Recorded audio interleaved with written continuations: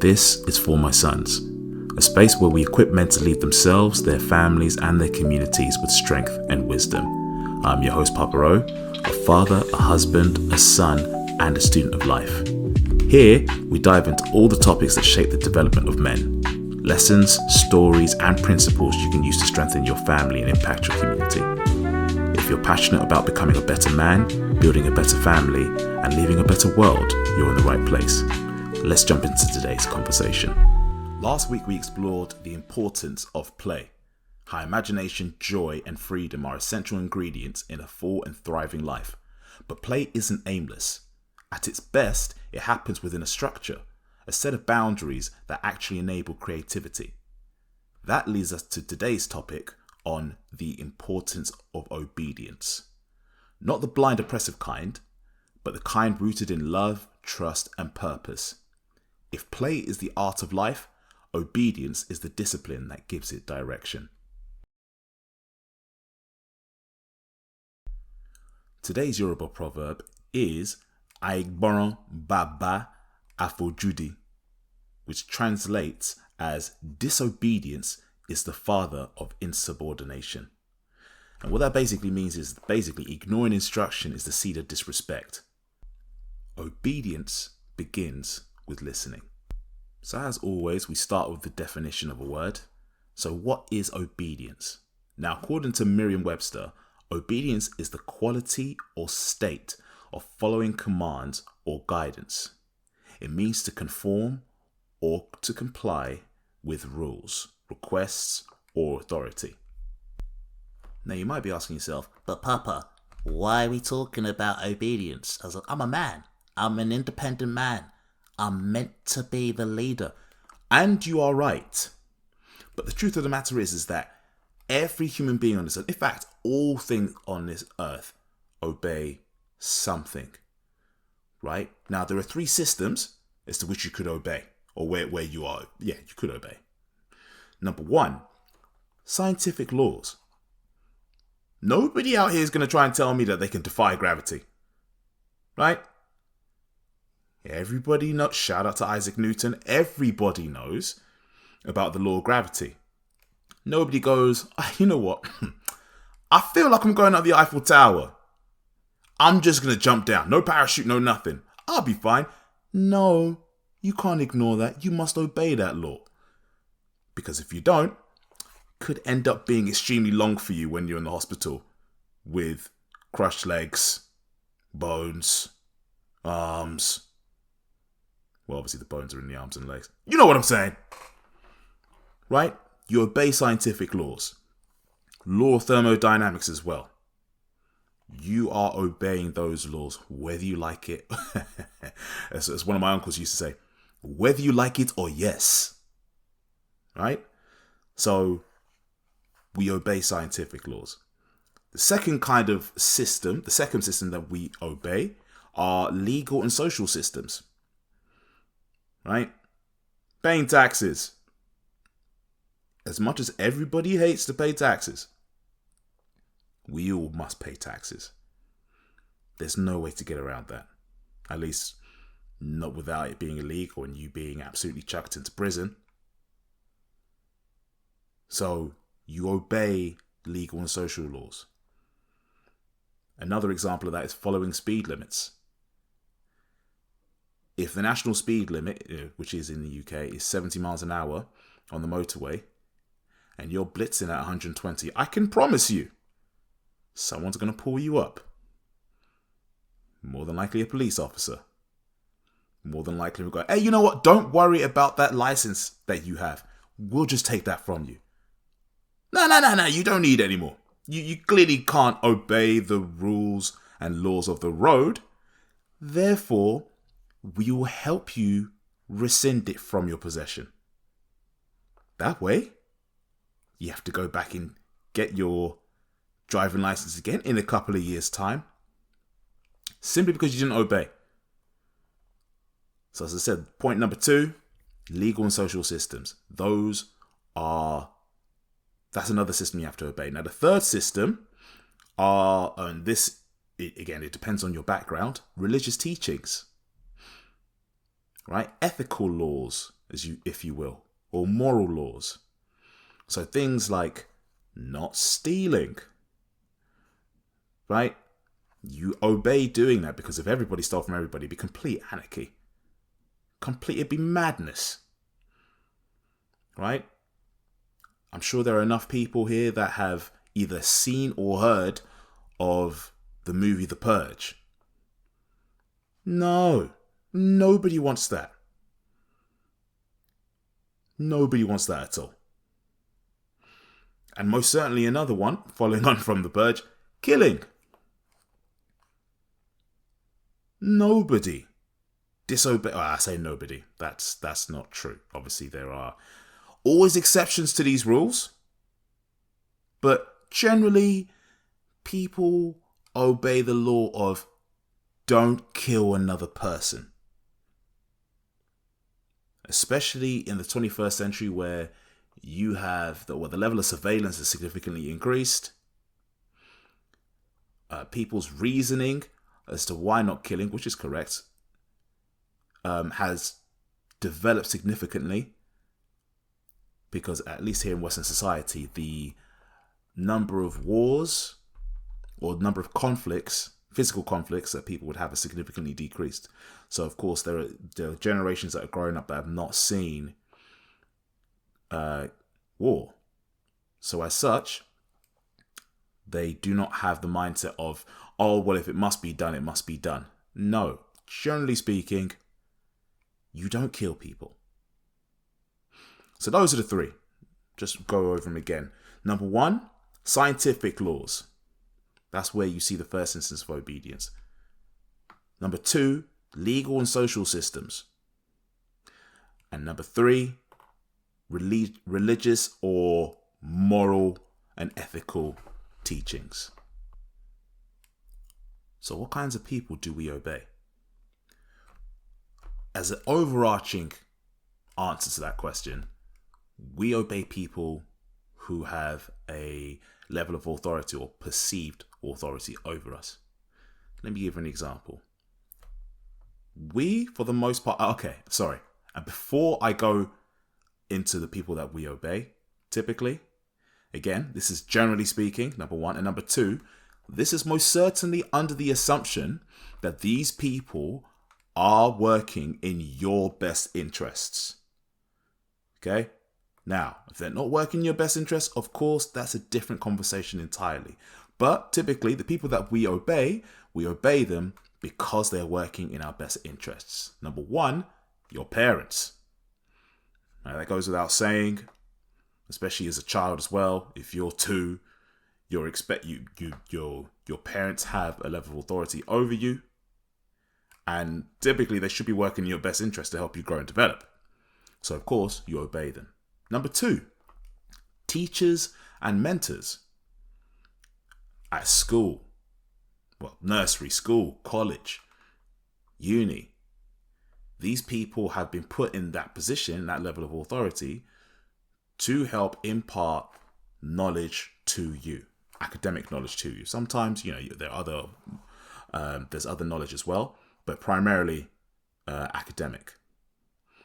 Number three, doctors and healthcare staff.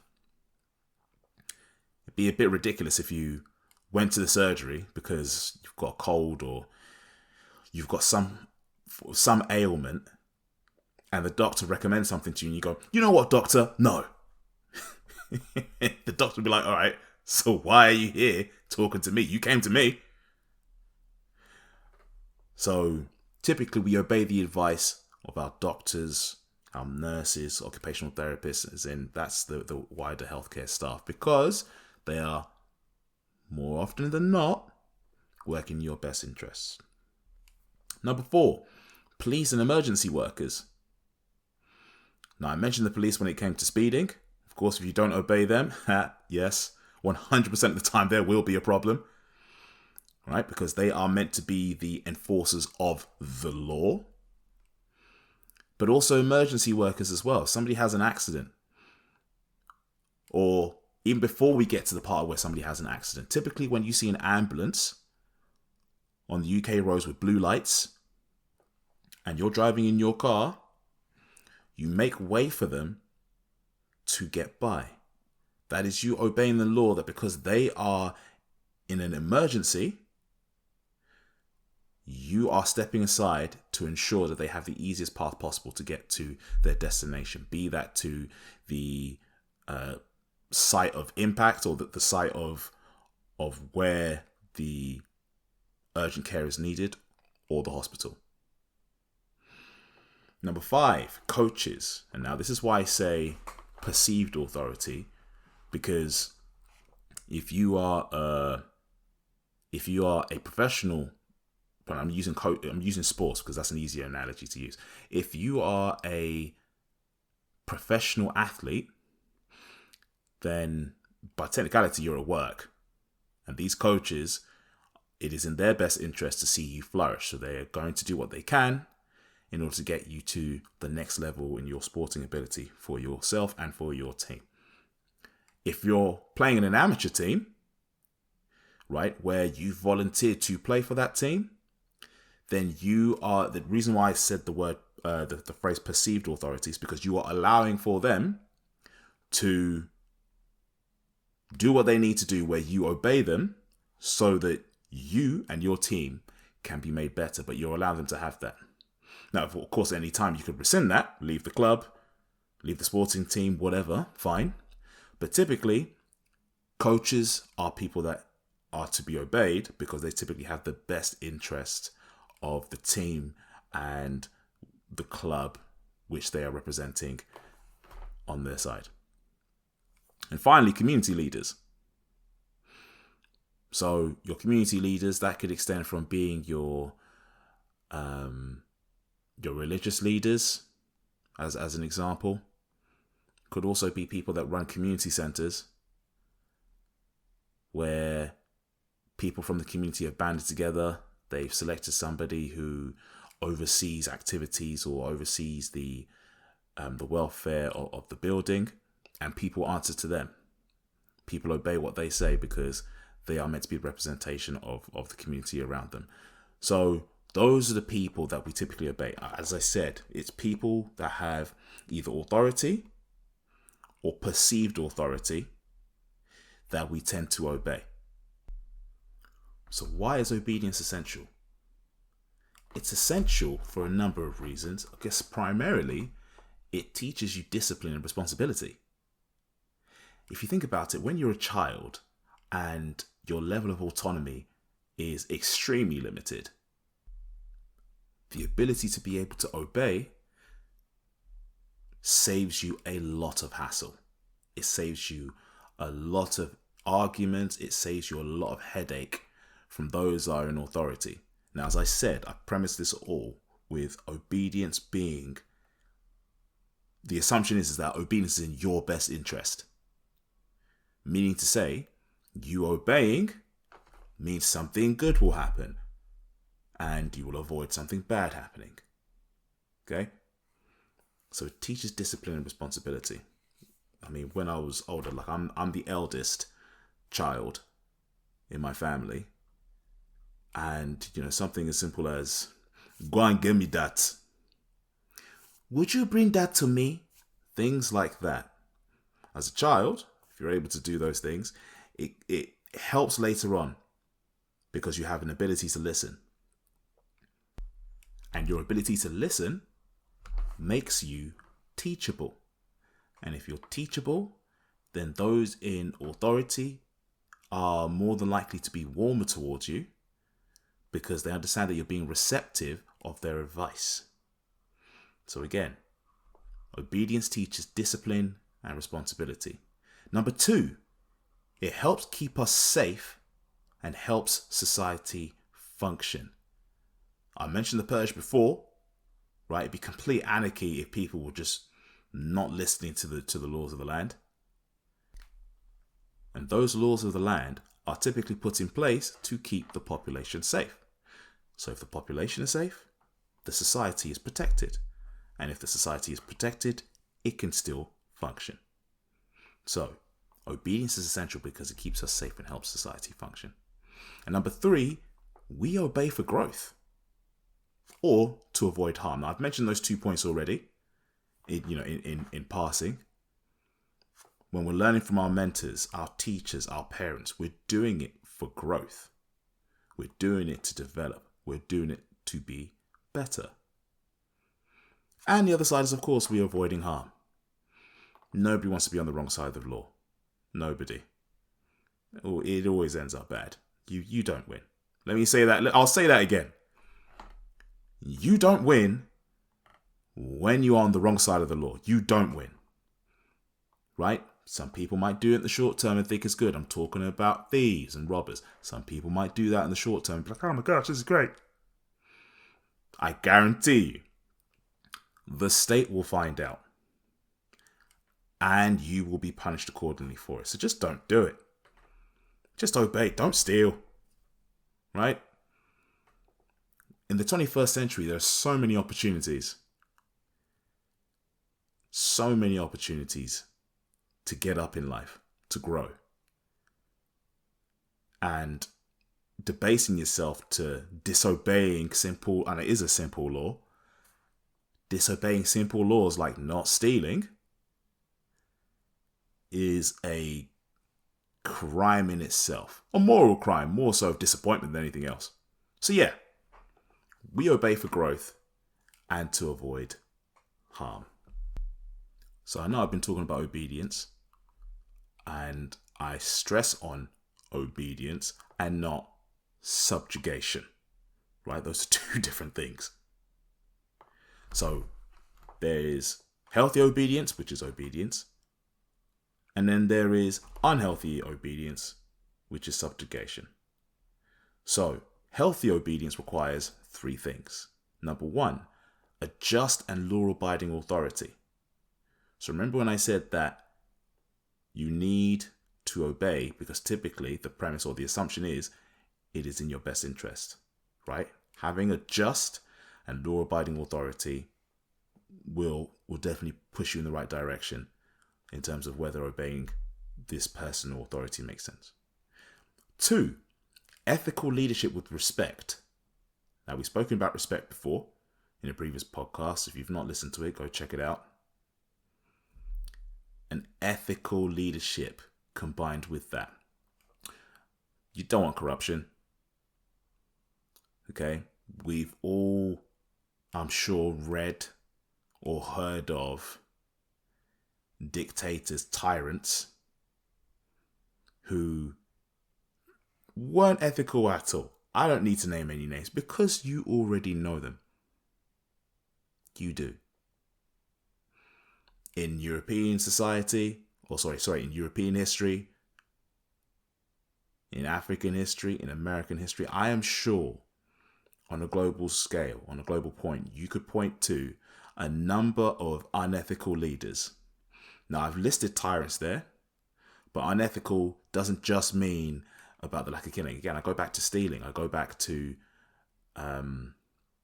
those with a lack of integrity.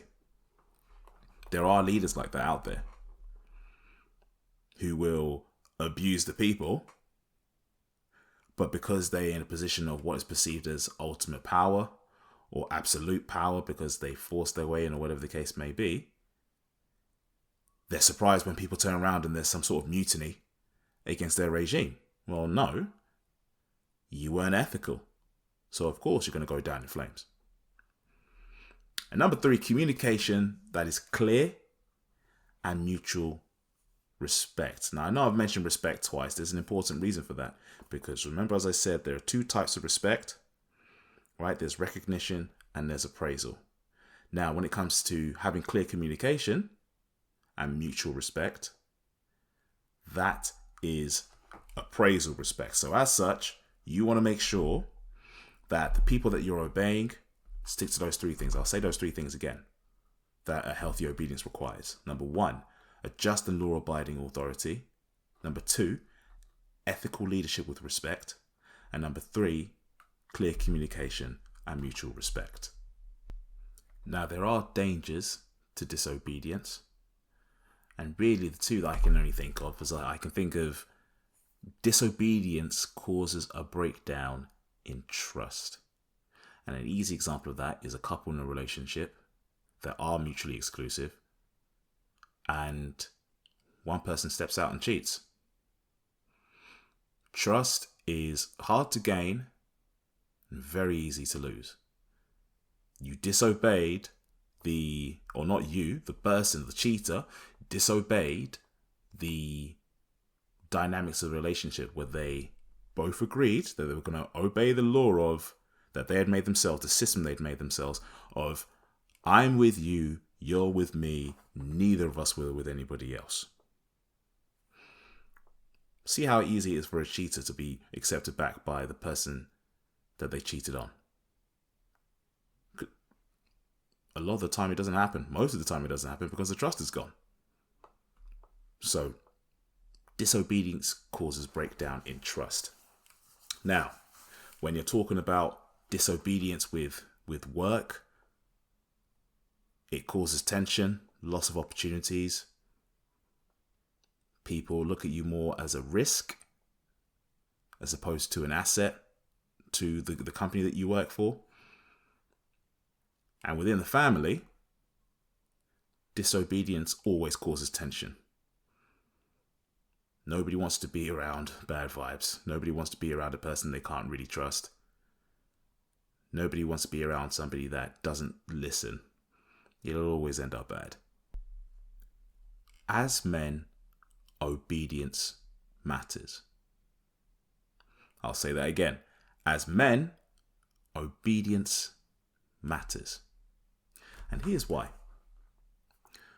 As a boy, when you're growing up, from child through to adolescence, obedience helps shape your character.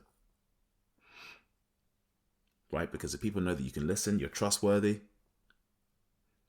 you accept instruction, you accept constructive criticism, people more likely want to connect with you more, work with you more, play with you more, be around you more.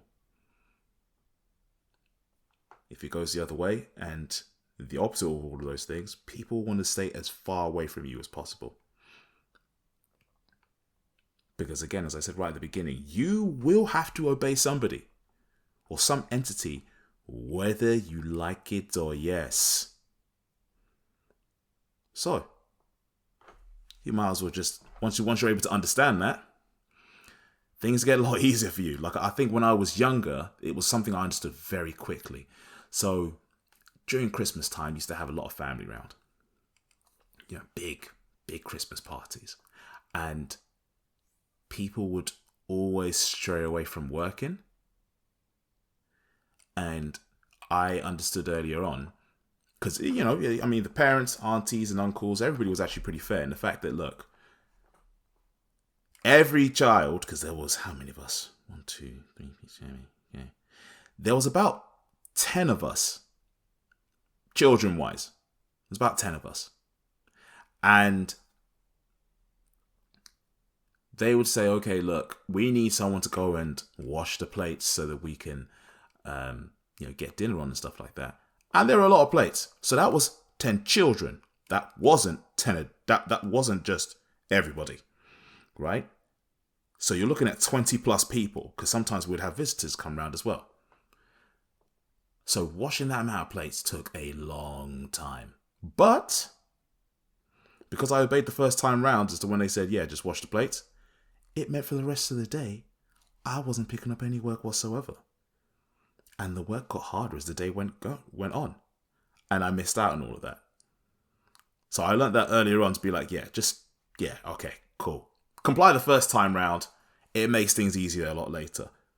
And that develops into my character as of today, where I just know, look, if someone asks me to do something and it's in my capability of doing so, just get it done as quickly as possible and move on. It's a lot more peaceful that way. I've been married for long enough to understand that just if your wife asks you for something, just get it done. Obviously, it's got to make sense, the thing you're doing. But if your wife just asks you to get something, hey, could you just, I don't know, do the laundry for me, take out the bins quickly for me real quick? Yeah, sure. Right? Makes things a lot easier. Something that I want to note, which is also to do with as to why obedience matters for men. Obedience doesn't mean blind submission. Right? It's not because somebody said for you to do something, you just go with it regardless of which, with no sense of autonomy in yourself. No, it's not that at all. It's wisdom in action. So as we grow from boys to men, and as we develop further, as we get older and older, we have a much better faculty to discern as to what makes sense to do and what doesn't. Right? So in that, you're able to discern as to whether, if somebody requests something of you, as to whether it makes sense for you to do or not. If you want a couple of tips or practical advice to help out with obedience, I have 3 for you. Number 1, practice obedience by starting small, right? With the small things. Literally just listening to instructions, taking instructions from your partner, your mentor, or your colleague. Just, obliging them with one of their requests. Start small. This isn't with everything. Every journey begins with a first step. So starting small will lead to bigger things. This is momentum, right? Momentum is a powerful thing, either in the right direction or the wrong direction. Number 2, reflect on 3 moments where disobedience hurt you. What would obedience have changed with those outcomes? Like, I'll give you an example. For me, not listening to my parents when I got my first credit card. They were literally like, don't get that thing. It's going to be a problem. Still got it anyway. But it cost me. Right? And number 3, and this is one for if you are in a position of authority. If you lead others, review your tone. Are your expectations helping others grow or keeping them small? So remember when I said those that are in positions of perceived authority and authority, the assumption is that they are working to the best interest of those that they have authority over. So you're in a position of authority and leadership, the reason why I say review your tone, check how you're talking to people, how you're communicating with people, is do you come across as being oppressive or do you come across as being constructive? So those are the 3 practical tips I have for you. Start with the small things. Reflect on 3 moments where disobedience hurt you.